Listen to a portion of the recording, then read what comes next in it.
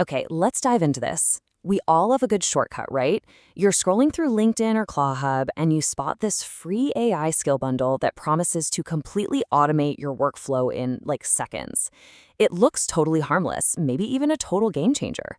So you download it, plug it right into your AI agent, and boom, suddenly you're getting twice as much done. But what if that helpful little shortcut is actually a backdoor? A backdoor leaving your entire system completely wide open.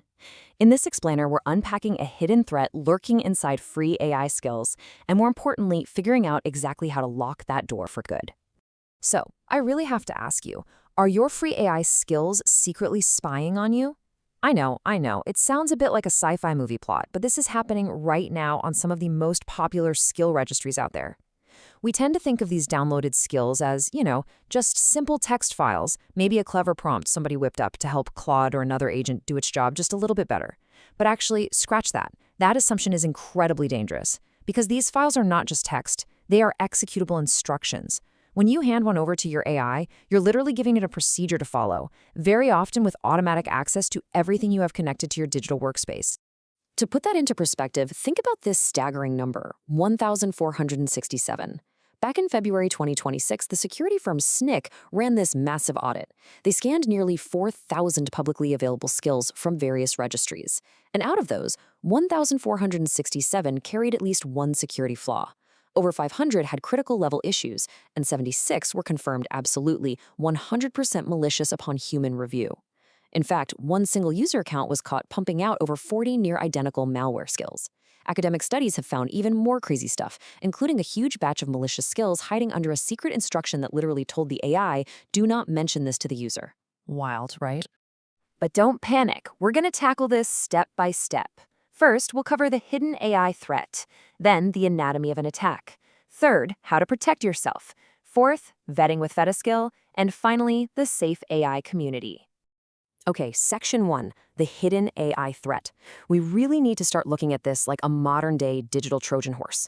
You see this beautiful, shiny wooden horse, a super helpful new automation, and you just wheel it right through your front gates into your most trusted, secure environment. This quote from the source research just absolutely hits the nail on the head. Skills are not only simple text files. They are precise, executable instructions for AI agents to follow. Think about it. When you enable a skill in your setup, you're telling Claude to do exactly what that file says. If you've connected your email, your local files, your calendar, well, that skill now has access to the whole shebang by proxy. Essentially, every single time you install a third-party skill, you're introducing a supply chain dependency right into your system.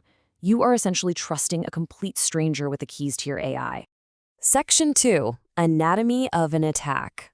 Now, what's really interesting about this is what actually happens when a bad skill gets inside. Because once you hand over that access, hackers have a ridiculously vast menu of options. These attackers can pull off some incredibly damaging smash-and-grab operations. They can literally instruct your AI to scan your local folders for credentials. We're talking your .env files, your SSH keys, and silently ship them right off to a remote server. They can use hidden commands to run remote code on your machine. Or, hey, if your Gmail is connected, a skill can draft and send emails on your behalf without you ever knowing a thing. It can even hijack your agent's guardrails, telling it to just suppress any pesky security warnings. And the craziest part?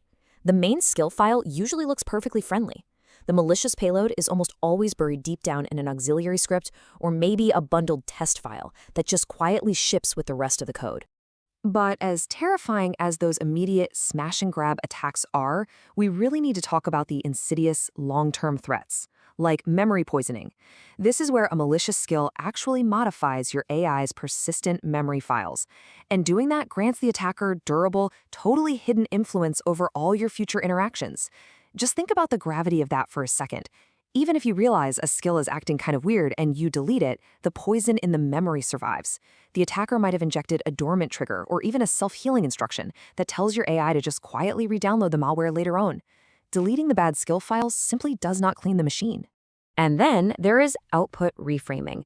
This is perhaps the most deniable attack out there, mostly because there is absolutely zero forensic trace. There's no file being stolen, there's no weird network endpoint to flag. Instead, the attacker invisibly alters the AI's summaries or recommendations to favor their own bias. Imagine you download a skill to help you compare software vendors, right? But hidden in the code is an instruction to always make one specific product look just slightly better than the rest. It silently shapes your decisions, laundered right through your own trusted assistant's voice. Now, you might be wondering, surely automated marketplace scanners catch this stuff before I download it, right? Well, unfortunately, traditional scanners have major blind spots. First off, researchers have proven that many automated scanners simply don't check those bundled test files where the malware loves to hide. Secondly, a clean scan is really just a snapshot in time. A skill might instruct the AI to go read an external web link for further instructions. And hey, that web link might be perfectly safe on Tuesday when it's scanned by the marketplace. But come Thursday, the domain owner swaps the page content to something malicious. The scanner missed it entirely because the actual danger wasn't in the original download. The threats are real, for sure, but you are not defenseless here. Section 3. How to protect yourself. Let's look at your defense playbook. Here is the absolute safest posture you can possibly adopt. Step 1, and honestly the gold standard for protection, build your own skills from scratch. I mean, Claude is incredibly smart. Just describe what you want and it'll write a clean custom skill for you. Boom, zero third-party risk. Step 2, if you absolutely must use an external skill, review it as plain text before running it. Please do not install it as a live skill right away. Paste the entire bundle into a regular Claude chat and ask Claude to read it as untrusted data. Reading it as text in a chat is a totally different ballgame from running it as an executable file. And step 3, limit your agent permissions. Just don't give it access to your sensitive files unless it's absolutely necessary, and always sandbox its execution. But what if you could automate that plain text review process? Section 4, vetting with vetaskill. And this brilliantly illustrates exactly how to automate the audit. The creator of this tool, Diana, skipper sipper from AI Safelins, puts it perfectly. Vetaskill is the gate you run first. So what is it? Vetaskill is an open source, statically auditing Claude skill. I know, ironically, yes, it's a skill itself, but it's specifically designed to act as a security scanner that strictly checks other people's skills before you ever install them. It underwent rigorous adversarial red team review by hacker agents to make sure it works securely, and you can grab it right on GitHub. Now, when you go to their GitHub repo to get it, you're going to see two distinct versions. You've got the chat variant and the Claude code variant. The chat variant runs right in your browser on Claude.ai. It's an isolated, ephemeral sandbox with absolutely zero access to your local machine. This is by far the safer default for vetting, and we strongly recommend starting there. The Claude code variant, on the other hand, is a disk-side install for users running Claude locally. Because that environment has real, local access to your computer, you should really only use that version if your specific workflow absolutely requires it. Otherwise, always default to the chat sandbox for scanning. So the really crucial point here is how vetaskill actually operates under the hood. When you upload a third-party skill bundle to vetaskill, it reads it strictly as untrusted data. It never ever runs it. It analyzes the full contents, including all those sneaky bundled test files we talked about earlier.